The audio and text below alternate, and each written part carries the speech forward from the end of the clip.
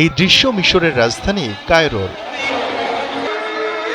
এখানে নবী সাল্লাল্লাহু আলাইহি ওয়াসাল্লামের জন্মদিন উপলক্ষে আয়োজিত ধর্মীয় র্যালিতে যোগ দিয়েছেন হাজার হাজার সুফি মুসলিম।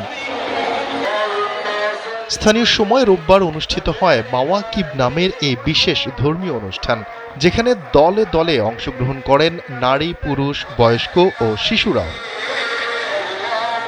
পুরাতন কায়রোর সালাহ আল জাফরি মসজিদ থেকে শুরু হয়ে সৈয়দিনা আল হুসাইন মস্কের সামনে গিয়ে শেষ হয় নবী সাল্লাল্লাহু আলাইহি ওয়াসাল্লামের সম্মানে বের হওয়া এই র্যালি।